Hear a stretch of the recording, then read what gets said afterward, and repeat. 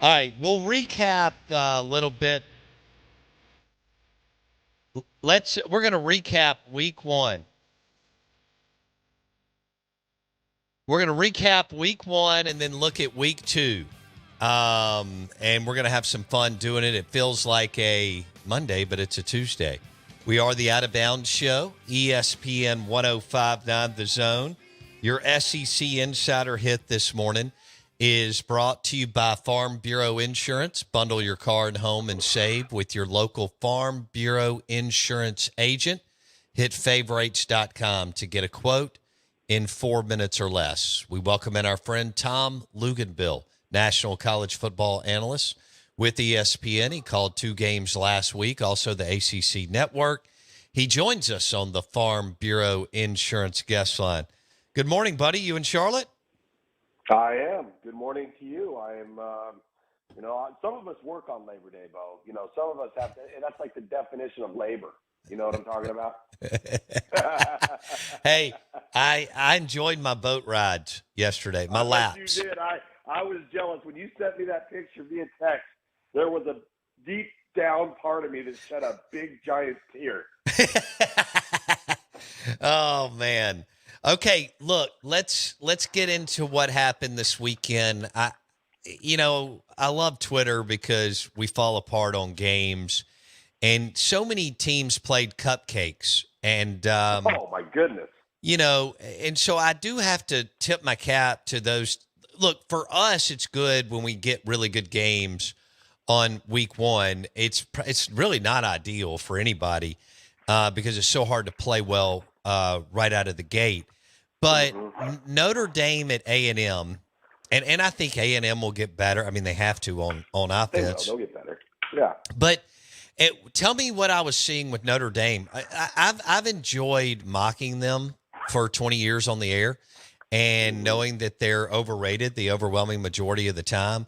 It looks to me like Marcus Freeman actually has some SEC-type dudes on defense. Am I right or wrong? No, you're right. They do. And I think, kind of where they are right now is kind of where they are probably appropriately rated. Are they a top 2 to 3 roster in the country? No. Are they a top 7 to 10 roster? Probably yes. But I think they're well coached. They don't beat themselves. That was very clear throughout the weekend. They were able to operate with a true freshman at left tackle after their starting tackle went down during training camp. Riley Leonard finally kind of started to come into his own midway through the third quarter. It took him long enough. But this team will go as far as the quarterback allows them to go, which means the quarterback has to stay healthy. Because when Riley Leonard plays and played each of the last 2 years at Duke, he was really, really good. And had he not gone down to injury twice to end both seasons, Duke might have won 2 to 3, 4, maybe 5 more games combined in those 2 years. Fair enough. So he's got to stay healthy for Notre Dame to move forward. Okay. I actually think they may be, really good. They're not Georgia or Bama, but they may be really good. They've got a heck of a schedule, a favorable schedule, excuse me.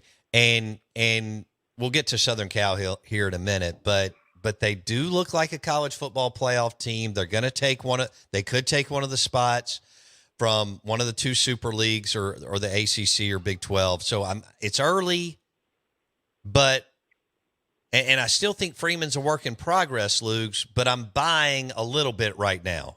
Yeah, well, Bo, I think they could lose 2 and get in. I agree. Southern Cal at the end, maybe one more. Huh. Yeah, I mean, Southern Cal obviously proved something or showed something to us on Sunday night, but you look at the rest of their schedule is not strong, and so if you're looking at a 5 through 12 seed, they could literally lose 2 games and be in probably unanimously. Okay. All right. So they're looking good. They actually played somebody. I was impressed because A&M was super physical in the trenches too. And I think A&M's got to get better. we'll see what shakes out. Were you surprised that they were that bad on offense, even with the new coaching staff, the new OC, Connor coming back from injury, all that? Well, I think you just named a combination of things: new, injury. Like, I think we may be having a conversation. Who knows? Maybe we'll have a conversation 6 weeks from now, and it's an entirely different conversation about their offense. I think, I'm always very, very cautious making blanket statements off of a one-game sample size. And, let's see what they do. And I say that, and I remind people of this all the time, because I have the 2014 season just burned in my brain. In week 2, Virginia Tech goes up to Columbus, beats up on Ohio State, physically beats up on Ohio State. The very next week, in a game that I had, Virginia Tech's hosting East Carolina in Blacksburg and loses. At the end of the year, that same Ohio State team was playing for a national championship on their third quarterback. So there's a lot of football ahead of us. Okay. All right. I want to go to the Mississippi State game. We already know Ole Miss is going to be good. It's just a matter if they're really good or great. Yeah. Mississippi State's new. We know about Jackson Dart and Lane Kiffin. There's this new component with Jeff Lebby and Blake Shapen. But when we had you on the show 8 months ago, right when I mentioned Blake Shapen, you were like, he can play. I know it was Eastern Kentucky, and they should win that game, but he showed that he can toss it around. He's more athletic than I thought. He ran around too much, but he can run, Lugs. This guy can play. And there were other teams that went ahead and got QBs in the transfer portal that were in a different spot than Mississippi State as far as they've been winning and hadn't had a coach die and have an interim coach. You know what I'm saying? Just in a better spot that could have gotten him, and they didn't. Mississippi State was one of the winners in the portal, grabbing Shapen at QB1. Luke's. Oh, I think so. And one of the things that I added to that was I know he can play, but can he stay healthy? And you mentioned moving around and running around, and that's great because you got to be able to create plays in the snap, but you got to be able to protect yourself for the duration of the season. And I think that's really important as well. So I think we know the offense is tried and true, right? I mean, this offense, everywhere it's been, everybody that's coached it, it's you get a guy that can throw, he's athletic, and he can be decisive. You're going to have success with him, and that's just who they are in that offensive system. We're seeing it with Nico right now at Tennessee, Joe Milton before him, Hendon Hooker before him under Josh Heupel. I mean, the list goes on and on and on. Dylan Gabriel. And so that doesn't surprise me that not only did they play well in the opener, but that he looked good. All right. He does have to get down, though. He's got to slide. I don't understand that. I thought Lebby would have, after he did it a couple of times, I would have thought Lebby, once he ran over to the side, because they were scoring kind of left and right. I thought he would have run over to the sideline and Lebby would have cut it out. How concerned should Mississippi State fans be on that? I think as the season wears on and you start playing better teams and you get into a game where maybe you're outmanned a little bit, that's when you got to be concerned if he's still doing that stuff. Because it's a long year. You got to live to play the next down. And I think too, from Jeff Lebby's perspective, I don't think necessarily he wants to have a healthy dose of quarterback run in that offense. He does want you to be able to create and improvise and extend a play to avoid taking a negative one. So what you don't want to do is you don't want to coach that temperament out of the guy. Right. Now you're turning him into something that goes against his instincts. And I've never believed in that. Okay. All right. Well, I'm giving a game ball to Blake Shapen, brought to you by Stella Artois. We're visiting with Tom Luginbill. He's with ESPN. He's on the Farm Bureau Insurance guest line. Let's go to Georgia. Okay, so it was competitive in the first half. I thought Clemson's D played really well. They have dudes. They're legit, man. Yeah. They're legit. They're kind of like Notre Dame. I see it. They've got SEC guys on defense, and they weren't getting any help. And I thought Georgia was very conservative, but that Clemson D was good. Georgia eventually worked that D because they got no help from the other side of the ball. Georgia's the number one team. I think it's Georgia, Bama. I think people sleeping on Bama. I still can't understand it, but Georgia. I mean, I know somebody could get them because of their road games, but they look head and shoulders better than everybody else week one, and they actually played somebody. Tom. Yeah, to get them, they're going to have to help the opponent because they're that good. And what I mean by that, like they need to do something uncharacteristic to their nature. Multiple turnover game, giving up explosive touchdowns deep down the field, poor kicking game play, and you give up a punt return for a touchdown. Things that they don't do, they'll have to do to lose. Now, if they're playing in Alabama or those people match up with them. That's a little bit different. So they're really, really good. It's interesting because in that game, I'm watching Clemson on defense. I'm going, whoa, these guys got dudes. The problem is you can't be on the field the entire game because your offense can't get a first down and expect to hold up. So, Clemson's sitting there, and I got Clemson this coming week. I'm going to be very interested to see how they respond versus App State because I sure as hell wouldn't have scheduled App State to follow that game. No.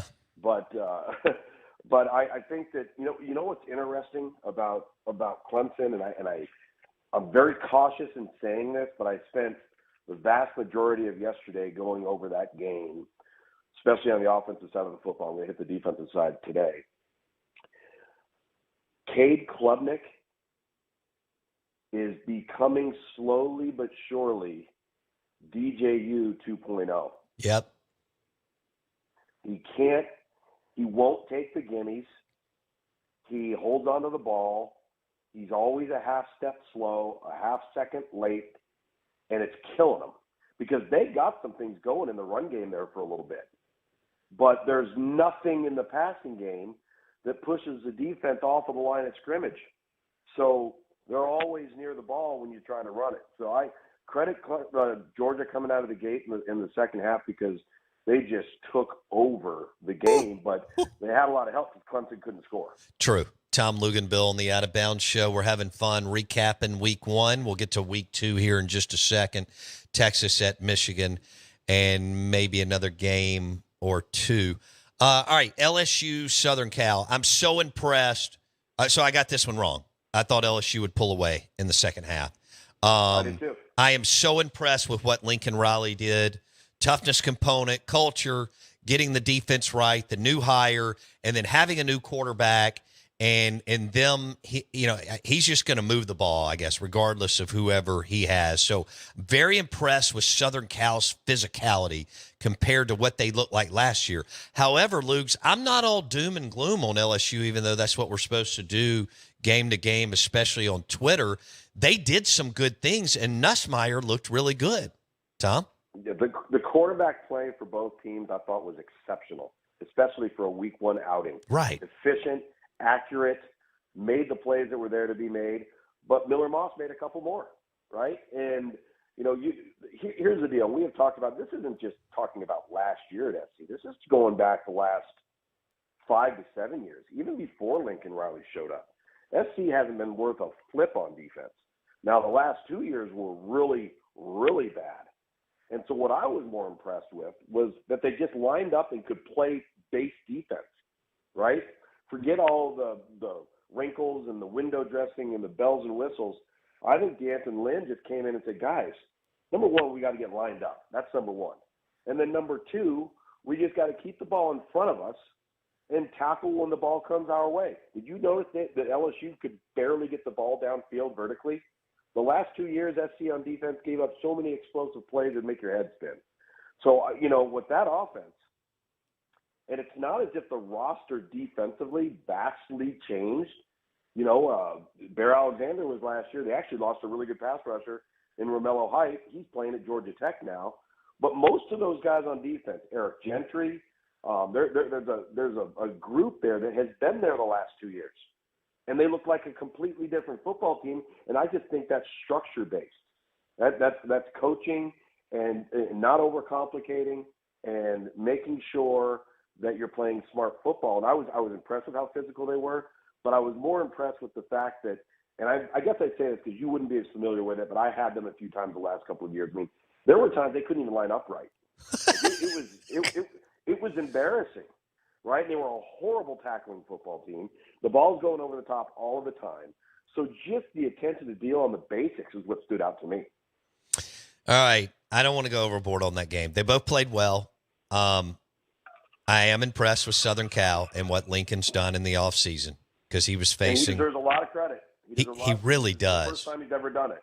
It's the first time he's done it since he's been a head coach. Yeah, because he's a trust fund baby. He got handed the keys to the Maserati because Bob Stoops, everything was already built and rolling at Oklahoma. That's not how I look at a coach and go, he's got it. I look at a coach when a coach comes into a place and it's either burning or it's been burnt down, and right. You go in and you fix it, Tom. And so he didn't have to do that at Oklahoma, but LSU is going to be interesting. They got dudes. I think they're going to be okay. Their schedule's favorable. Nussmeier can go. Emory came out of nowhere for the first time in years. I think they got some good stuff going. All right, what about Miami and Florida? Is Cam Ward, does he deserve one of the biggest game balls of the weekend with the way he played? Miami Hurricanes QB, Miami at Florida? Absolutely, he does. No, I don't know. Did you see the Aflac trivia question in that game? I did not. Okay, so, and this is the single greatest reflection of where the Miami football program has been for the last 30 years. Okay, here we go. It was maybe the best Aflac question I've ever seen.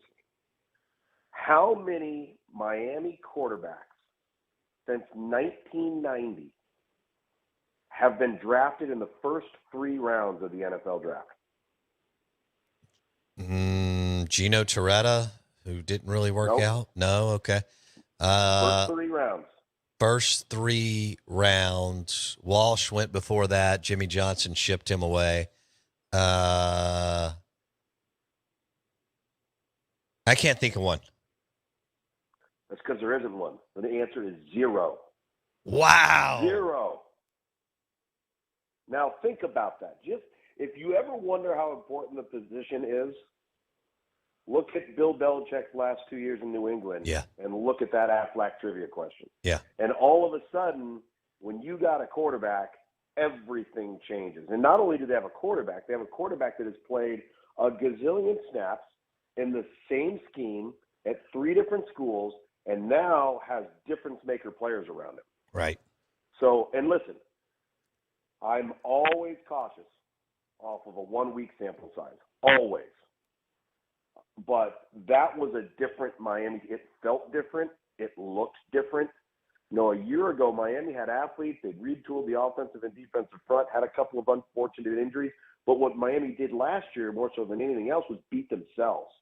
Highly penalized, turnovers, sloppy play. We all know about the spike the ball or take a knee deal. And that wasn't what we saw on Saturday. And so it's going to be that conference, and I'm dealing with a lot of it, each and every week doing the primetime game, they got a lot of work to do.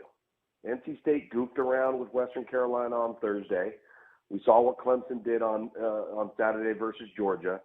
Virginia Tech goes out and lays an egg at Vandy on the road.